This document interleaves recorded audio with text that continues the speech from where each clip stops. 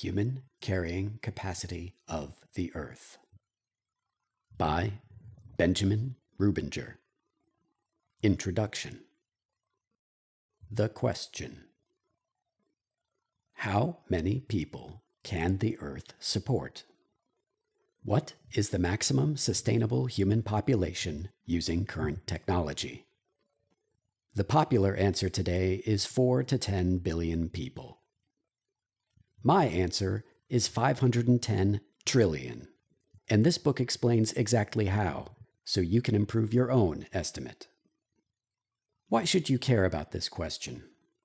Your answer does not directly apply to the problems of your everyday life, but it does affect your views about many of life's larger questions, such as whether you support peace or war, deregulation or regulation, whether you consume more or less, or whether you have children or not. There are many justifiable views about how to live your life. Your views might depend a lot on how you answer the question of Earth's carrying capacity. The question of carrying capacity is useful because it can be objective. This book explores the physical limits, ignoring politics, ethics, financing, etc. The limits we consider are not a goal or a policy. They serve to illustrate how enormous the actual possibilities are. How many people can sustainably live on Earth at the limits of current technology? Carrying capacity. Carrying capacity describes the maximum sustainable utilization of a system. When we talk about the human carrying capacity of the Earth, that is the maximum number of humans that could live here generation after generation for a long time. It assumes a steady state, meaning constant population, constant energy use, and complete recycling, zero net new material use. Think of a forest that receives sunshine and recycles the air, water, and soil to support a constant population of plants and animals. Sustainable. Sustainable processes are closed loop and can continue effectively forever, or can operate for long enough that they can practically be considered forever. For example, digging up fossil fuels for energy production is not sustainable because the concentration of atmospheric carbon dioxide will increase, and we will eventually run out of fossil fuels to dig up, even if we have enough to last for a long time. On the other hand, solar energy is available to collect every day without altering our atmosphere or the sun running out of energy, at least for 1 billion years.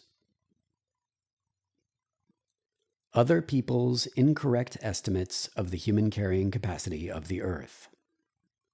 In 1964, J.H. Fremlin estimated a carrying capacity of 60 trillion in an article in the New Scientist magazine titled, "How Many People Can the World Support?" The argument was based on 2,000-story buildings, nuclear power, and synthetic food. I award this article the winner of the most accurate competitive estimate. In 1965, Buckminster Fuller wrote a series of reports called the World Design Science Decade and the Operating Manual for Spaceship Earth. Neither gave specific limits for population, but they described using geodesic domes, hydroponics, and recycling. In 1968, Paul Ehrlich gave an estimate of about 2 billion in a book called The Population Bomb. That argument was based on the 1960s limits of farming. In 1976, Gerard O'Neill gave an estimate of 100 trillion in a book called The High Frontier, based on space colony designs, which are not an estimate of Earth carrying capacity. In my opinion, similar methods could apply to Earth. In 1994, David Pimental gave an estimate of 1 billion in a book called Population and Environment that argued this limit based on farming sustainability. In 1995, Joel E. Cohen gave an estimate of 4 to 16 billion in a book called How Many People Can the Earth Support? In this book, he did not answer the question, he surveyed people. Those were the most common estimates, often based on the limits of farming, freshwater, energy, or ecosystems. In 2002, Edward O. Wilson gave an estimate of 2 billion in a book called The Future of Life, based on the limits of biodiversity. In 2024, the United Nations gave an estimate of about 10 billion in the report World Population Prospects.